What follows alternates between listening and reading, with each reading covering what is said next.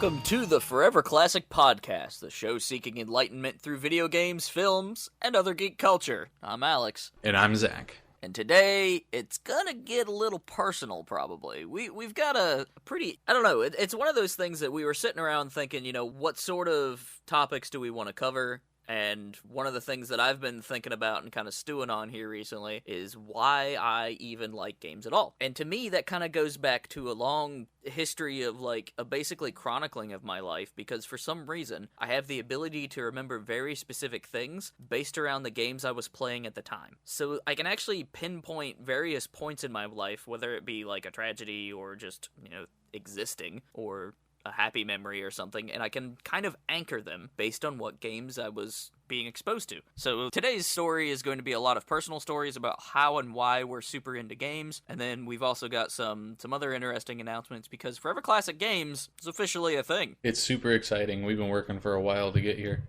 And so we've got this new website, foreverclassicgames.com. I was thinking about it too the other day. We could do video game testing and consulting, which is a thing that maybe we'll get into. But we also long-term goals with the Forever Classic brand. Being able to publish games with people or something would be super cool. But for now, it's just a media collective. And it's a very simple site built through Squarespace. And we're going to do gaming news and reviews and videos and live streams, the whole 9 yards. And it's going to be super fun. And it's starting to look like it's going to be pretty cool. We've got the framework, now we just need to do stuff with it. Yep, and then as we go, we'll just keep expanding and getting better and polishing more sides and more details as we go. It'll be like its own living thing, so it'll keep changing as we go.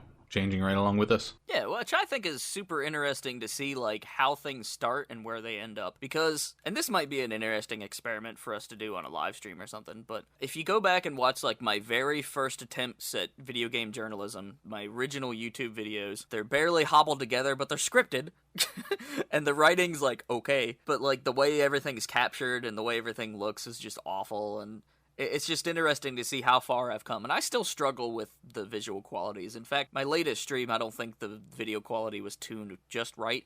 It looked a little blurry whenever I pulled up the highlight. But yeah, I don't know. It's one of those things. It's interesting to see how something starts from nothing and gets turned into something. And I think that's fascinating. Yeah, no, I haven't even attempted to do any kind of journalism in that sense. So this is all very brand new territory for me in that sense. On the other hand, I've done lots of writing things for theater and lots of English for college. So yeah, and journalism is a completely different beast, but it's one of those things that to do it well is kind of subjective. My work probably wouldn't do so well with a particular style of editor, but to another they would think it's the best thing they've ever seen.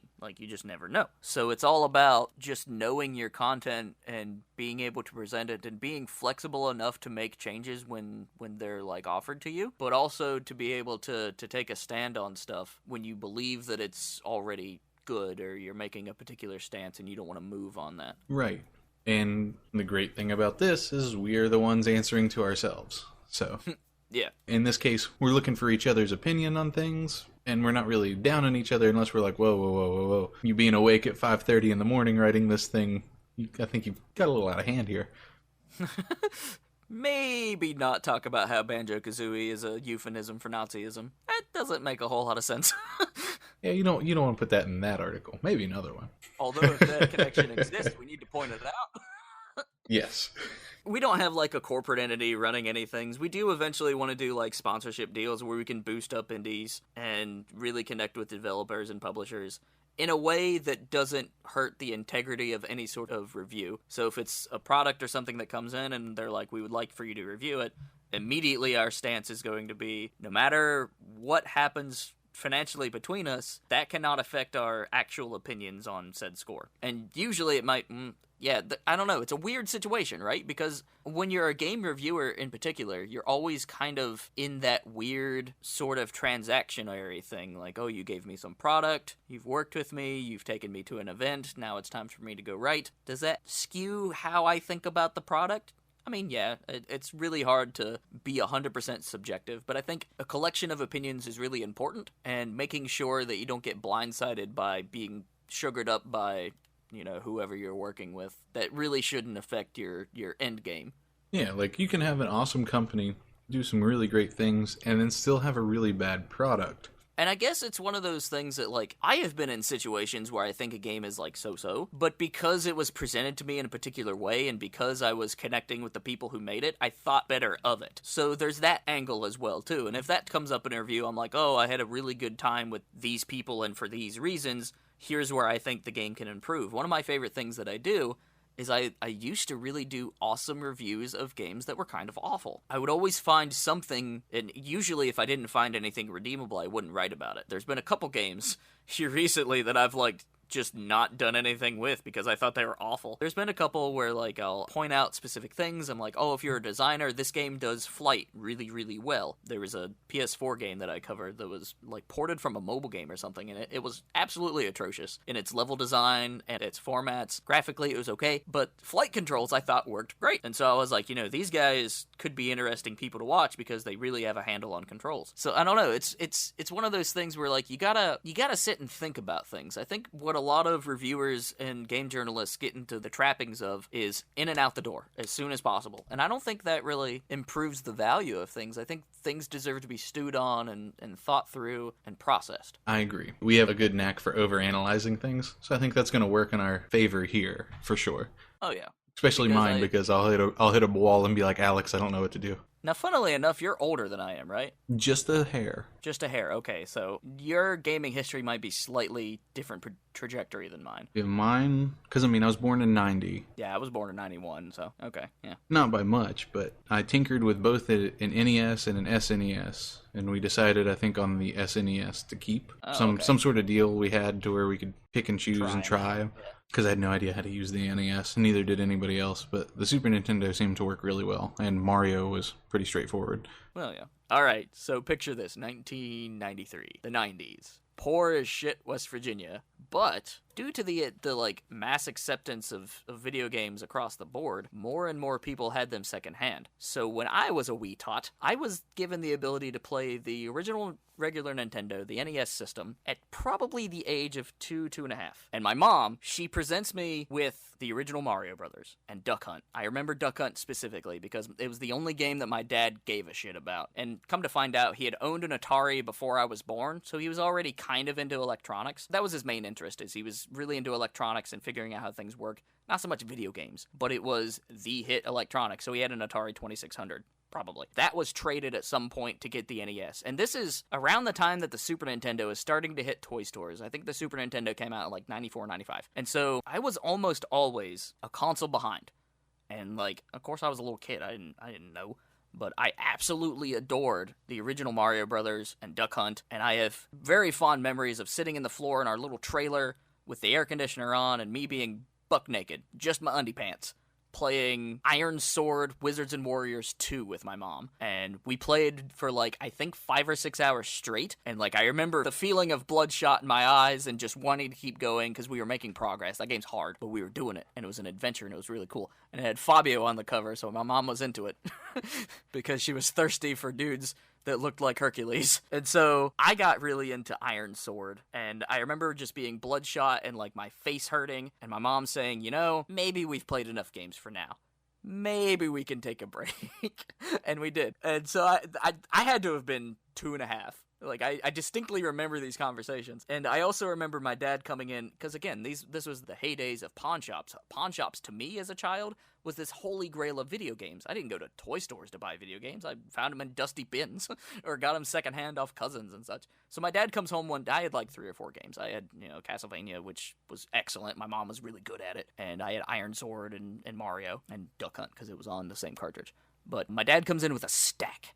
Like 20 games, and it's just a pile of NES games, and he says, here, I got these for like $20. They're yours, kid. And I was like, oh. So I start going through all these games. I can almost tell you that entire stack now that I think about it. Orb 3D was awful. I had Captain Skyhawk before that stack. I got Super Mario Bros. 3 in that stack, which was excellent. I absolutely adored that game. More on that later. I got titles like, I got the original Ninja Turtles, which was hard as shit, but I used to be able to do the water level as a child. I can't do that anymore. I don't know how I lost that ability, but like, of course, when you're a kid, you've got plenty of time, and you're given like one game, and you don't get any more games until you beat these ones.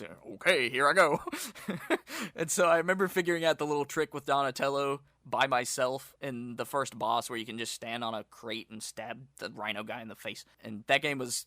I have a lot of good memories about that game, even though it's terrible. But so those are the sort of games I was playing, all these NES stuff. And I distinctly remember another situation. My cousin Axel used to come in from Ohio and visit us a lot, and he would come for the summer, so he would stay about a month at a time, and we'd go on adventures outside. And I got stung really bad by a black hornet, which I still have the scar on my hand. I'm looking at it currently, because he thought catching bees was a great idea with a kid who's allergic to bees. So that didn't work out so great. But I remember playing games with him in my room, and I had a bunk bed, which was cool, I thought, back in the day. And it was the same room I'd had... Okay, so we lived in the trailer at first, right? And that's where I played a lot of games. But we ended up moving into my uncle's house when he passed away. And so I had all this extra room. You know, I had a bunk bed, which was sweet. And it was so cool because he sits down, and this is when the NES had probably been... I was already playing the Super Nintendo and stuff by the time he came over, and was like, whoa, NES, I love the NES. And so we were playing games. We were playing Mario 3. And he teaches me how to get the warp whistle in the first world, and it blew my goddamn mind. I had no idea that was there. Like, none at all. And I had only made it to, like, level 4, because the World 4 is really hard. It just made me realize that there's so much about games that we don't initially know. When you're in a position that you can't know all the things immediately all at once, it makes discovery so much more interesting, which is why I've been really into Dark Souls as an adult, because, like, of course you can look it up and find the things, but there's such an organic level of discovery. So I remember that moment. I remember falling through the back of the background and going into the back of the stage. I'm like, this is some wizardry. This is so cool. And I don't remember where he said he learned it from something, but either way, he passed it on to me, and I passed it on to friends, and it was great. So that was my experience with the NES, and it was super cool. So what was your first video game console? Because I've got a couple other points of history I can touch on, but I want to get to you. For me, my first video game console was probably an SNES. We, like I mentioned earlier, played around with an NES, SNES. We only figured out how to work the Super Nintendo, not the NES. I ended up with Super Mario 3, Super Mario World. I didn't have a whole lot of games for a while. A lot of them were just I rented something because our renting was really cheap where I was at. So we'd rent them and I'd play them for a week, and then that was it. And then if I somehow saved up money, I would rent the thing again to finish it, or I just never played it again until way later in life. But those were the games where I started. On one hand, I want to say that it was just something new, and my folks really wanted me to get into newer things so that I could understand stuff that they weren't going to. On the other hand, I kind of think that they wanted to give me something that would catch my attention and keep me out of their hair, because I was super active and super hyper as a kid. I probably slept as much then as I do now, and that's not very much. But, you know, as I went, like, those things really caught my attention. I really enjoyed it. I had no idea what I was doing for years. I was just playing stuff, trying to, like, figure things out by beating my head against a wall. And it was great, because eventually my mom grew curious about them, and we saved up some money, and we ended up getting a PlayStation 1. Now, is this several years after you'd been familiar with games, or, like, what's the timeline here? I want to say, God, because this was before we lived in my house with my dad my dad currently owns and had built. Because the PS1 launched in November of 97. Yeah, so I want to say earliest I remember stuff's probably like 5 or 6 earliest. So, you know, a couple years. It was a pretty early grab on the PlayStation, because I think that they managed to grab it while it was pretty cheap, or got a sale or a deal or something. I don't know. Either way, you know, a couple years in between, I still didn't really own any games. The stuff that I got were kind of like hand-me-downs, like swaps in between what people liked or didn't like, and my folks just kind of accumulated offhand, and were like, here you go. Because, you know, we were dirt poor too. So it was really interesting that I had this, like, looking back at it. And definitely all of this shaped my way for everything today. I remember you have told me a couple different times of some pretty fond memories playing Metal Gear Solid with your mom. Was that in that same era, that, like, early PlayStation days? Yes, because when she got it, we ended up, I think the first 2 games that we got was Tomb Raider and Metal Gear Solid. So we played a lot of Tomb Raider together, because we found that we really, really enjoyed puzzle games, and the story of Tomb Raider was really good too. Of course, I was scared to death of all of it because it was really fucking creepy. Yeah, bears are terrifying. I remember being scared of bears in Tomb Raider. It gets worse. There's like dolls and children and shit in later titles. Yeah, and, you know, undead and zombies and dead gods and all kinds of stuff. Yeah. You know, and a lot of that shows up briefly in the first game, and then you find out you're hired by a succubus that is trying to kill you anyway, and, like, you find out the whole thing's just a big sham, and you're baited into something crazy. Yeah, Mom loved those games, and I did too, so we kind of tag teamed things together before. So there were things that I played through a bunch and she enjoyed watching, and then I would get stuck and she would figure out things that I couldn't figure out and show me how to do them. And that helped evolve my problem-solving skills, essentially. Now, would you say that your relationship is better with your mother because of video games, at least in part? Yeah, I would definitely say that. Because, I mean, even now, we still talk about games and stuff different. You know, my little brother, Alex, has one of the Xboxes. I'm not really sure which one. But, Right. you know, and she watches him play a lot. And that's about the same as she did with me. So it's really, really nice. It's coming kind of full circle there. And now with, you know, the advent of like Twitch and streaming services, like anytime that I'm doing this, she just kind of works and comes home and hangs out and takes care of things so she can flip it on and watch and chit chat too. Oh, that's cool. I know she'd popped into a couple streams, but I didn't know that's like a habit of hers now. That's awesome. Yeah, I mean, I haven't really done it a lot because I haven't really streamed much in the past probably year and a half, 2 years. But, you know, other than that, like, she would pop in. Whether she said anything or not, she was one of the lurkers that would kind of just lurk. For sure. Now, was your dad as into games as she was, or is that a slightly different situation? Dad is really not technologically savvy. Uh-huh. He's got a great mind for, like, construction and stuff because he's did that all his life. But, like, putting it together with, like, computer technology is a little rough. So when my folks got computers, I was the one who learned how to use them on, what was it, Windows Millennium Edition, Windows 2000. Oh, God. So not even XP. Yeah, okay. Yeah. I learned early Windows nonsense, at least at that point, because it was much more affordable at that point. Yeah, electronics were starting to get cheaper in the early 90s. Yeah, and that's where they were like, okay, so here's this stuff, like, we'll teach you what we know about it, and then from there, like, learn as much as you can, because we're going to need you to do this for us. And that's what I did. My grandma had a lot of stuff going on. We figured out how to get email and, like, correspondence stuff set up. We had awful dial-up because we were up in the mountains.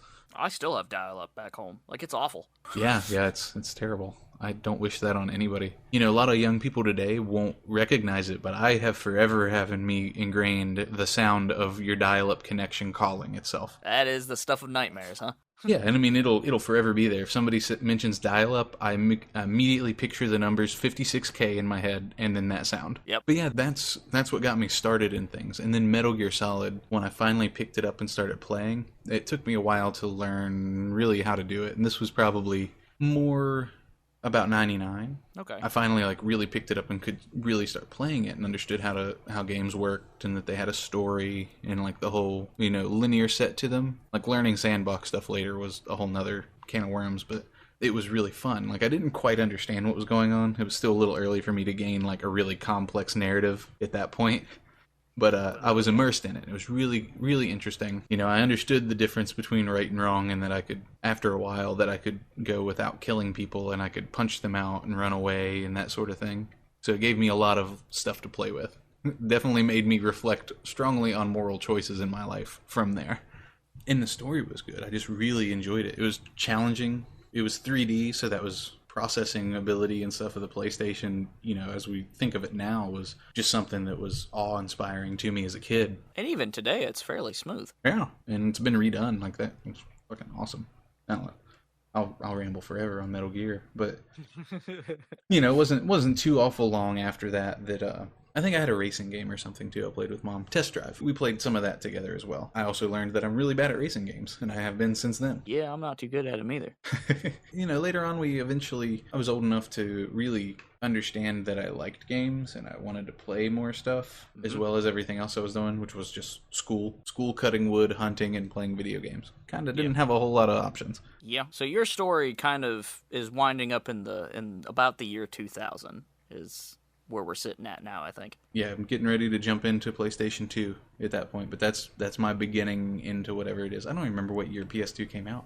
I'd have to Google it. I think it's like 2002. So your story's ended up there. I'll try to catch up to that point. You know, I'm a kid. I'm playing NES. I'm really enjoying it with my cousins. My cousin Caleb, who I talk about a lot, just in general, he's grown up with me. We played a lot of Super Nintendo, and specifically Magical Quest with Mickey Mouse we played a lot of. But somewhere along the line, I think I was about 5 or 6, there was a really, I don't know how this happened, but it was a really good Christmas. Like, I got a lot of stuff, and everybody was having a good time, and I guess Dad was doing well work-wise, and I remember him taking some classes and, like, reading and trying to improve himself and get better and better. But we just had a lot of things that came together, and it just resulted in a very cool Christmas. I got my first dog, Sabrina, and I had already owned a dog named Copper, I think, a while before that. And Copper got ran over by my uncle, who's the person that we lived in that house. But before we moved out of the trailer, that's when this Christmas occurred. And so I got a puppy. Her name was Sabrina. I don't know why I named her Sabrina. I have no idea. I wasn't into Sabrina the Teenage Witch. I just looked at her and said, her name is Sabrina. I remember this. And so we had that dog for 15, 20 years. I mean, we had her for a long time. And so that Christmas I got a dog, I got a bike, and then I also got a Game Boy Pocket, because I remember going to Eli's birthday, who lives with me now. He's like my best friend. And he had gotten a Game Boy. And I was like, whoa. Game Boys are sweet. Like, it is a portable game, and it's Nintendo. Distinctly remember asking my mom for a copy of Kirby's Dream Land and a Game Boy. At the time, Eli had also gotten Pokemon Red, and he also got Kirby, and I think maybe one more. And truth be told, later on, we realized Pokemon was absolutely insanely amazing. But at the time, Kirby was the one that I wanted. And so I got a copy of Kirby, I got Donkey Kong, I got Jurassic Park, and then maybe one or two other ones all for the Game Boy, and I played the dickens out of them. I think I had beaten Kirby, because it's a shorter game. I beat it fairly quickly. But it's a little black and white system, it's just a little tiny guy, and I played a crap ton of that. And then shortly after that Christmas, maybe even a Christmas or two after that, my little sister was born, Melinda, who does the artwork for our show. Most of the artwork and on the website was done by Mindy. And so she's my second sister, or my middle sister, and then the youngest one, Caroline, was born a couple years after that. So by that time, we're living in the new house where my uncle lived. I was still playing a lot of Game Boy. I got the Game Boy Color. I was really into Pokemon Silver. I played an absolute ass ton of. I think I played that game for about 2 years. Like, I was really into it. And then I got Zelda Link's Awakening, which I really, really liked. And then eventually we got the Ages and Seasons Zeldas. And so at this point, I was starting to make more friends that were also into games. Like, I started hanging out with my buddy Tim and my buddy Eric, which you know because we went to college with. So we started sharing games with each other because they were super into it. And Tim's parents, his dad always played with him. To this day, I think when they get together, they'll sit and play some games. So there was all these connections I was starting to make with games. And the best friends that I have in my life started by finding that common ground of games. And for a lot of people, you know, it's reading or movies or books or whatever your interest happens to be. But around the time I was in grade school, I think I was in maybe second or third grade, things started to go bad between my dad and my mom. And they were always kind of hateful at each other anyways. And my grandparents were always yelling at each other because that's just how it was. I mean, whenever they were on their deathbeds, they definitely proved that they still loved each other. But they were always just arguing constantly. And so they would yell at each other and cuss at each other. And looking back on it, it's kind of funny. But, I mean, at the time, I assume it was fairly traumatizing. But my parents would get into fights. And so I remember one night we were having spaghetti or something, and my mom had made an off comment about getting together with one of her friends or something. And Dad fucking throws the plate and smashes it against the wall. And it immediately terrified me. I remember cowering behind a couch. And so not only was things going really bad there, but Dad constantly tried to get me more out and about. Like, he took me to t-ball practice, which I hated. I was allergic to bees. I remember him walking to my room and saying, "Son, you're going to watch wrestling with me." And I'm like, "I don't want to watch wrestling. I want to play with my toys and play some Mario or something." And he's like, "No, turn it off. You're watching wrestling." And it sucks, because I distinctly remember an ad series of NWO, which eventually, me and Dad started to kind of enjoy wrestling, but at the time, there was this whole ad series campaign with the newest Child's Play movie, and that shit scared the fuck out of me, and still does to this day. I don't like Chucky, I don't like dolls, I don't like puppets or anything coming to life. Anything that tries to recreate the human body that is so far away from what it actually is, and then it's suddenly alive trying to kill people, is the scariest thing in the world to me. So, like, Dad trying to force me into other areas of interest actually traumatized me. And he would also force me to watch hunting shows, and yeah, I got into bow hunting, and to this day, I still really enjoy bow hunting. But I don't like being out in the cold, and I was never really physically active, not really. Again, Dad tried to put me through, well, I think I tried to go through basketball myself, and it didn't work. But so he was always trying to push me into stuff outside of games. That's the crux of this story. Is Dad was, he was interested in games, but he could see me getting like really into them, and I guess he wanted to push me away from that. The best thing that he could have done, I think, would be to play games with me, because the few times that Dad actually got into a game are some of my best memories with Dad, because we were having a lot of fun, we were doing whatever, and, you know, we have memories of playing, like, music and TV and stuff together, and we're still really close. At the time, like, I remember being afraid of him, and so my mom eventually filed a divorce and all that, and she ran away to a shelter, and we lived in a women's shelter in Charleston or something for, I don't know, probably a month or two. And eventually Mom moved in with my grandma and got a house on her own. And so there was a lot of me, like, hanging out with my grandparents. And while all this was going on, I didn't really let it affect me too much, because I was going to different schools, I was meeting new people, and, like, I kind of understood it. And because my sisters were so young, I was trying to be tough for them. And I was trying to be tough for Mom, because she was going through a real hard time. But games kind of kept me sane in that time. At the end of the day, you know, I could sit down with my Game Boy and escape into the world of Zelda or, you know, whatever, and I could do that anywhere because I had the Game Boy. So no matter if, like, the divorce anxiety or something creeped into me, I could just whip out the Game Boy and do whatever, and unless I was in school or something, obviously. So games for me was kind of, it's always been an anchor point to not only escape from the bad shit that's going on in life, but to also to anchor me closer to the people that I know. There was a couple back and forth between my mom and dad, and eventually they remained split up and didn't get back together at all. But I went back and forth between 2 elementary schools, 3 or 4 times. And then finally we got into middle school, and it was cool because I was like an ambassador between these 2 schools. I was like, oh, you guys have similar interests. Let me introduce you to this kid from this other school because we're all in the same place now. So I was like helping people make friends, which was cool. I wouldn't say I was heavily bullied, but of course I was bullied. I had red hair, and where I'm from, there was no minorities, so I was the minority just because of my hair color, so I got picked on a lot for that. But I made a lot of friends through gaming and was able to kind of maintain and regroup, and we had so many people in the same place at that point, so we all kind of knew each other, and so like this group forms, and a lot of us are still pretty good friends today. But it was games that kind of brought us together and made it easier to connect with each other. And at that point, I guess the other important milestone is I was hanging out with Tim, and this was around the time that the Harry Potter movie came out, and I was terrified of this movie. I'm like, no, that's witchcraft. That's evil. Like, I don't want to watch that. That's scary. They kill people in the commercial, Timmy. Come on. And so he's like, no, it's based off a book. It's a really interesting story. I think you'll really like it. And so we go to the movie, and I'm terrified through the whole fucking thing. And it was me, his mom, his sister, and him. And we come back, and it was really late, and it was in the middle of fall, of course, in West Virginia. And it was dark, and they had this really angry cat that sat in the window and just hated everything. And so I'm, like, sitting there. Timmy had not given me a blanket, and I remember sitting in the floor waiting for the vent to come on to get warm, and it only came on so often. And, like, I was terrified. I didn't know where the bathroom was because I'd never been to this new place Tim lived in, and I was bawling my eyes out. And Tim's mom comes in, and she's like, holy crap, are you all right? And she, like, shows me where the bathroom is and gives me a blanket and kind of cusses at Timmy a little bit.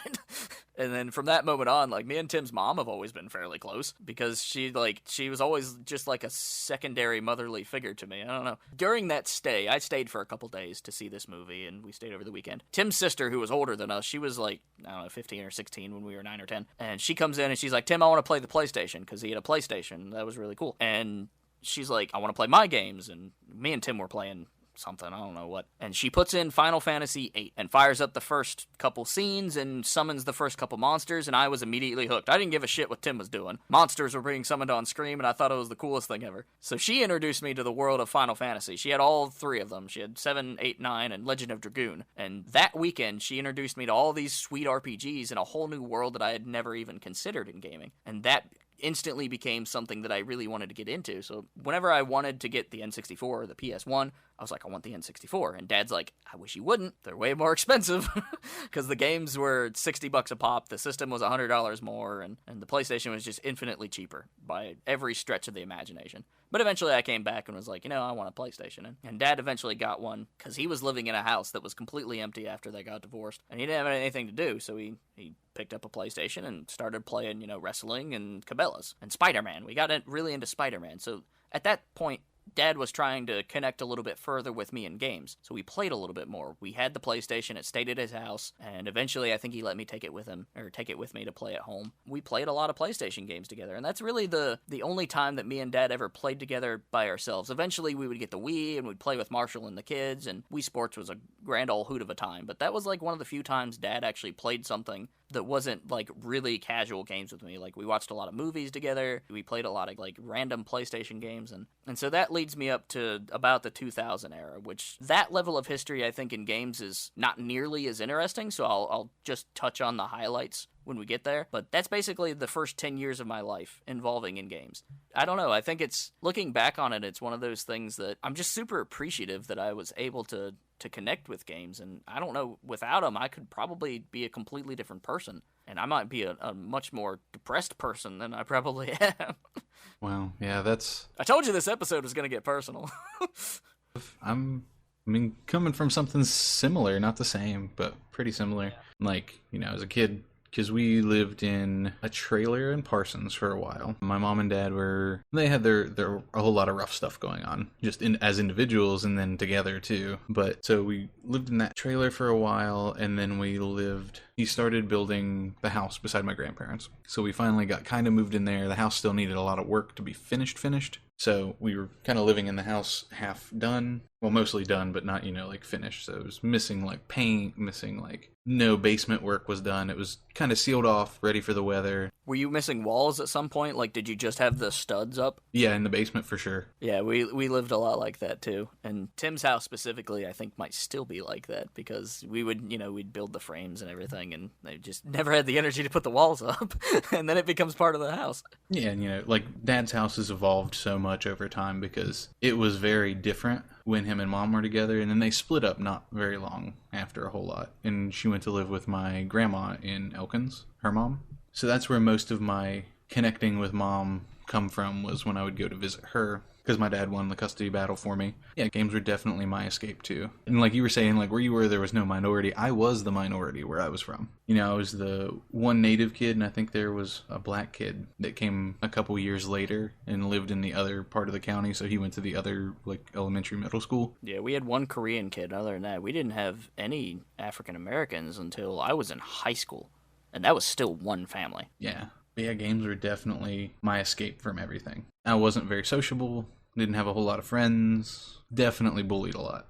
But games were like the constant like thing I could go do and escape and enjoy. And, I think at an early age I recognized like if I can figure out how to beat this stuff, like that will help me in some shape or form later. Not because I beat the game, but because I could figure it out. I don't think I really made that correlation together until years later. Yeah, I didn't make that connection either. But, looking back on it, like I can see that all of that stuff tied together to bring me to kind of where I'm at now. Yeah, so games were a constant as I grew up. I mean, there was a stretch that I didn't have the latest and greatest console. I actually completely fell out of, I think, the early PS3 era and like the Xbox era, when the Xbox Live became really big. We would play Halo and stuff in class, and that was a big treat. But like I had a PS2, and me and Caleb would play the GameCube sometimes, but I kind of fell out of gaming there for a while, and I don't remember what replaced it. But I remember being very excited when I got back into it. I think at the age of like 15 or 16, I was starting to like work a little bit more and do more for actual, like either being paid from my parents or neighbors, or even when I started working for the hospital. I was a janitor for a while at the hospital. And so, like, eventually I was able to buy my own 360, and that was huge because it was really the first game console I'd ever purchased for myself. And so games are always just that thing that I, like, continue to have fun with friends. I mean, we got into paintball there for a bit, so, I mean, we weren't completely devoid of being outside. And, me and my cousin Caleb spent a lot of time in the woods just building forts, swinging in trees and swinging sticks and playing fantasy games, and me and Clinton did that, too. I remember us spending a lot of time out in the woods. Because there's not a whole lot of danger in where we were. You didn't have a whole lot of, like, there's no wolves. There's not a lot of bears. I never saw a bear until I was well into adulthood, so I didn't know they existed. So being out in the woods was like a safe place. Now, where I'm at in Alaska, I don't really like going into the woods because I'm not familiar with them, and because we have bears and wolves and porcupines. Porcupines, they're cool, but yeah. So anyways, the woods was a safe place. So even though I talk a lot like, oh, I was a shut-in kid, I did spend a lot of time outside. I just didn't spend a lot of time playing sports. Yeah, I mean, I just didn't spend a lot of time around other people. See, I always, aside from, growing up in the only other kids my age being Axel and Caleb who would come visit from like far away places. Once I got into school, that was a little easier, but yeah, I always had like a smaller group of friends. Yeah, for sure. So I guess the next point that I want to bring up, there became a point in my life, and I don't know exactly where this triggered. It could have been in high school, but at some point, I decided that games was going to be a part of my professional career in some way, shape, or fashion. And initially, when I went to college, I was there for computer science. I took a couple computer courses at what's called the Career Center, where you would basically have like 3-hour classes where you spent the first half of your day or the second half of your day at another place, and they would teach you technical skills. Like there was welding, there was cooking, there was a business class, and I was in networking tech, and it was switched up into 2 different years. There was a hardware end for 1 year, and your second year was all software. But I was around a lot of computer people, and so we were all sitting back, and, you know, I was making new friends from another county, because it was 2 counties together. So I had this real big guy who was my friend. His name was Rafa. I think he was Mexican. I'm not for certain, but his name was super long, but everybody called him Rafa because it was easy to pronounce.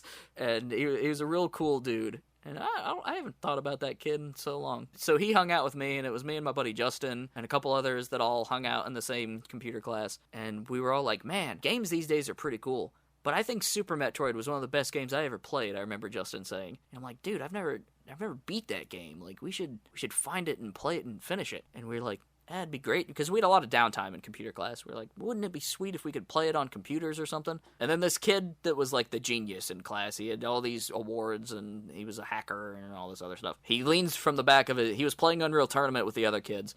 He leans back and he says, why don't you just emulate it? And I'm like, what?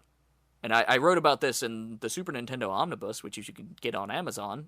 I have an essay in there, and it covers this story, I believe. And so he tells me that emulation is something that where you can play games on your computer. And I started downloading like everything, anything and everything that ever made a connection with me, and more. I was playing on my PC, because at that time I had ownership of the PC in the house, because I fixed it and made it better, and it was essentially mine. That's also where I started to learn. I really became fascinated because of games with narrative and storytelling and writing, and between having access to emulators, because I didn't have internet or a very good computer, so I was playing real low-end games on just a PC. Between being able to discover games through that method and having access to something to write on, that's where I kind of got the interest in storytelling and why I became a writer. And I was like, wow, I actually like really enjoy this. I think I could be good at it. And I never will claim that I'm good at grammar. I'm awful at grammar, but I enjoy writing. And so between those two things and the introduction of Dungeons and Dragons, which I started playing in later high school and played all through college. Of course, you were there. You were there.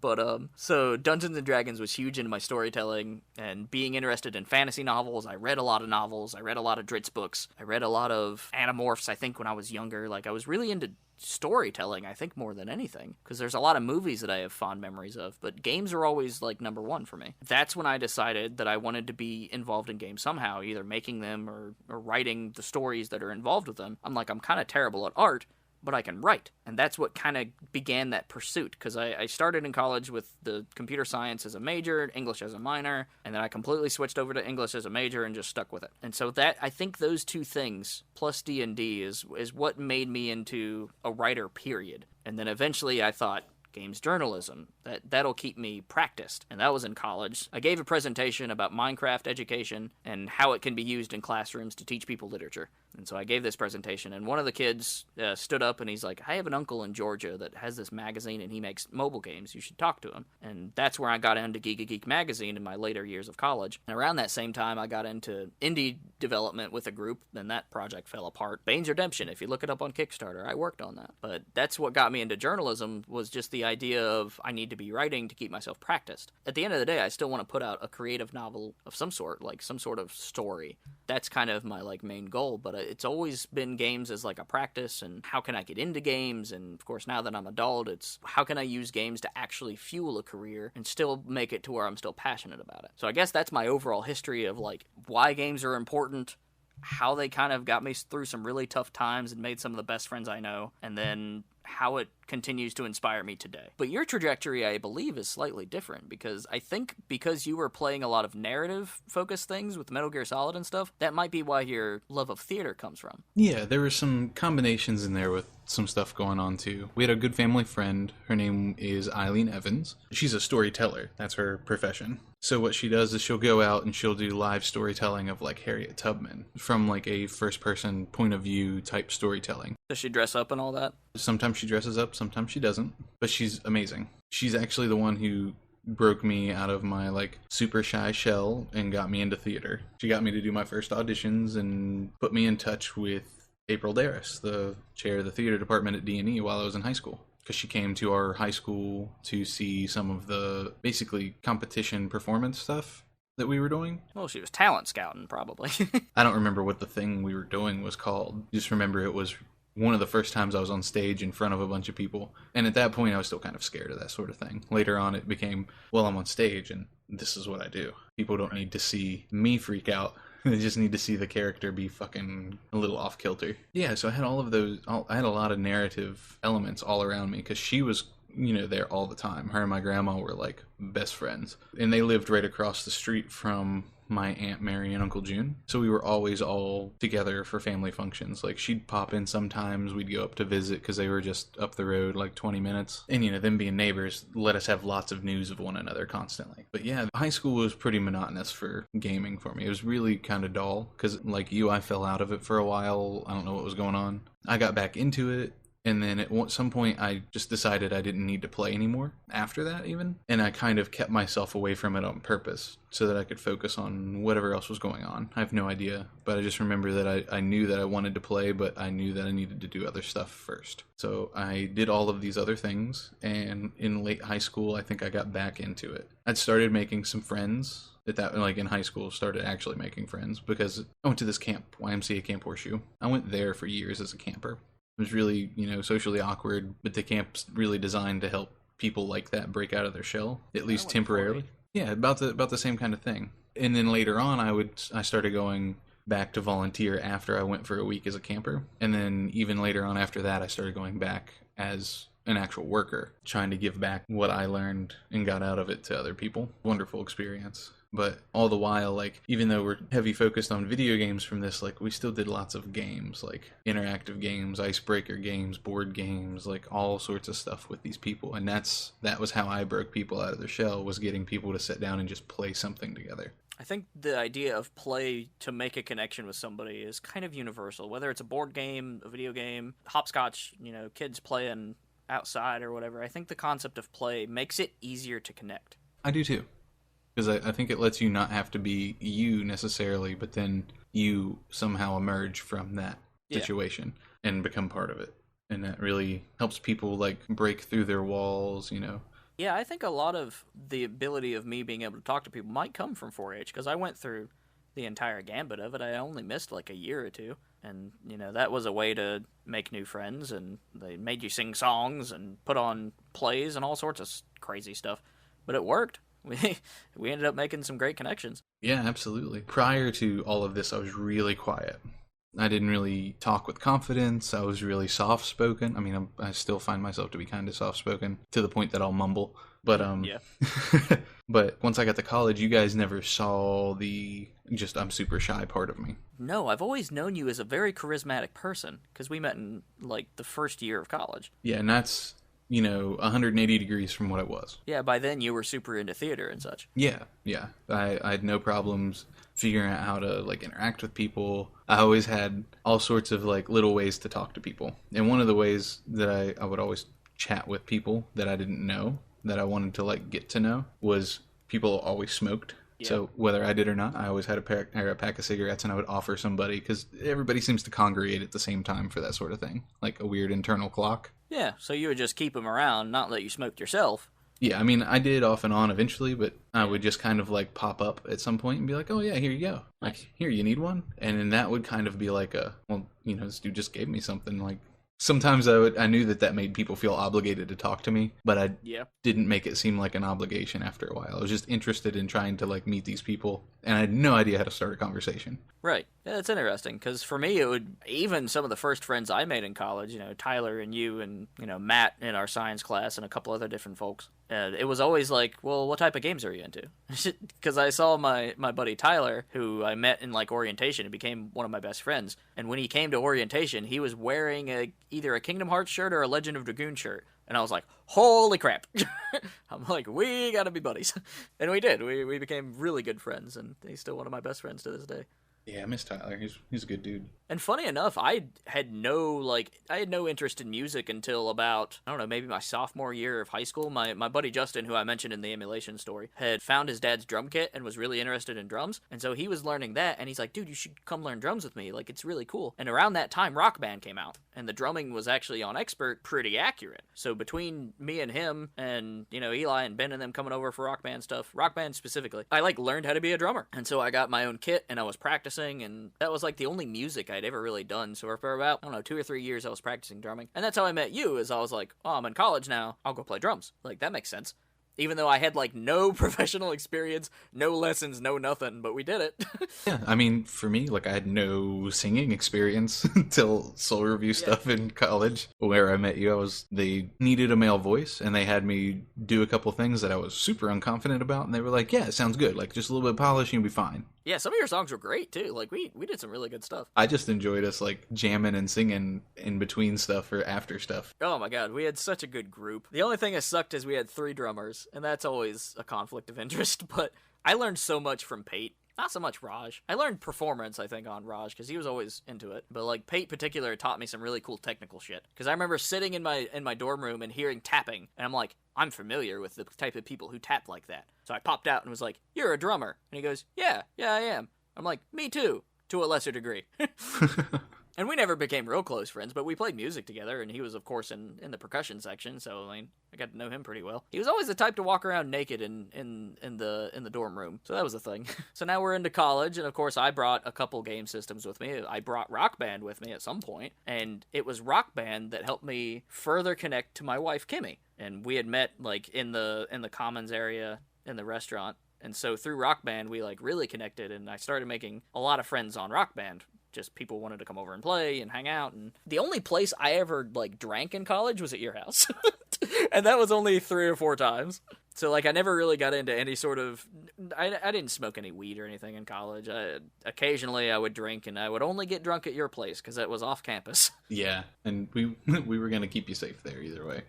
Oh, yeah. Either way, I was fine. I mean, the most dangerous thing we ever did is we got on longboards and decided a beer run was a great idea. Oh, yeah. Eli was there for that one, I think. That was fun. Oh, man. But yeah, it's interesting. Lots of my, best social connections come from games. Yeah, mine, the guys, Travis, Tanner, EJ, all these guys I met in high school, I wasn't super friends with anybody. I met Travis and EJ in middle school. And they were the guys, they were above me in grade, so we didn't really see each other much the way our period classes worked and stuff. But when we did, we talked and we were close. Yeah. But it was rare to see them, especially because they lived really far away from me too, so it wasn't like I could go visit them. Mm-hmm. I remember I wrecked my scooter in 6th grade. Ground off half my face, fucked up my nose, really, really bad. You can't tell today. I healed really well, thank God. Yeah. But I remember I had talked to them before the weekend it happened. I come back, and they looked at me and they were like, holy shit! Because, of course, I just had this, fucking maul taken out of the side of my face. I still wish I had pictures of that. See, I never injured myself either as a kid. Not really. I never broke anything. I think I broke a finger once in catching a football at 4-H camp or something. I might have broke a toe or two, but I didn't have any major, physical accidents. Neither did I. I'm just really clumsy, so I was always, getting cut and bruised from, sliding on stuff or falling or not paying attention to what I was walking downstairs. That was great. Yeah. But, I stayed in touch with those guys all the way into high school, and that's where they taught me about D&D and stuff, and Halo, and we would kind of get together, and they'd play a lot. They were very, lots of personality in that group of friends. So I was pretty, still shy, trying not to be. So I was really, kind of there, along for the ride, I felt, at first. But those are the guys that taught me lots of stuff. A lot of my, really outside of the box, problem solving probably came from all of them. For your understanding, how I play D&D, all of the really strange things I've done with my characters have come from the stuff playing with those guys. Yeah, really jumping outside of the limitations and such. Yeah, it's like, this is your limitation. Okay, well, I'm gonna, take a slight step left here and do this. And then, learning all these things, like, in creative gaming from that, like, I started to be able to apply that to other things. So, like, you'd get into situations in life, and it's like, all of these things are falling into one kind of, like, linear path. You just kind of shifted a little bit, and it fucking changes everything. The whole rhythm's screwed up and people are freaking out. And again, through play, we got to know each other better because it was a small group of people playing D&D with us, and we did that for 4 years. And so it was like me, you, Kimmy, Tyler. Eric eventually joined, I think. Or did he? No, Tanner was in there. Eric eventually came to the group, though. Yeah, eventually he did come in, and then he started running his own stuff, too. Yeah, because I'm pretty certain we like, played constantly, but when Eric came, like, things got pretty awesome. We had some very good campaign sessions. Yeah. No, man, it was lots of fun. The Halo multiplayer, that was my first interactions with first-person shooter multiplayer anything. I never played with other people before like that, and that opened up all the doors for me up to now. I was able to take that and play with other people in high school, other people in college. I never really learned about emulation stuff like you did until, you taught it to me just in the last several years. I knew it existed after a while, but it was not something I, like, delved into. But all of those things really opened up the doors for me to be able to think and do stuff very differently afterwards. And it's still, like, it's just, compounding on top of itself now. Yeah, it's interesting to think about how all that kind of has affected us, whether socially or... I attribute a lot of my joy for reading to RPGs and my ability to read from RPGs because I was so text-heavy. So it's neat to sit and, like, reflect on all that and how that piles into one thing to make you who you are. Yeah, the biggest thing that I actually hold a whole lot of pride for is that from video games, I've tied that directly into, my acting work or anything like that, because we had to get to the point where we learned monologues, so I had to learn several, and then we had to make our own. We had to find one and figure it out and put it together. So we're finding monologues and plays and stuff.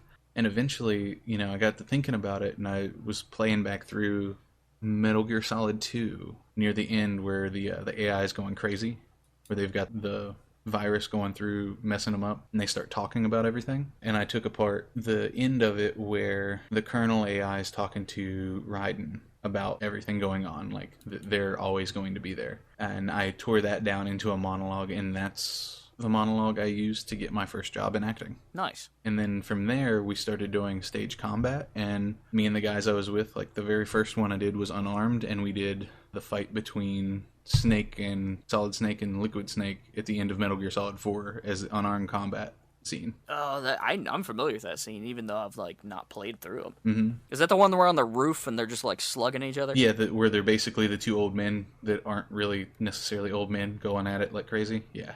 Yeah.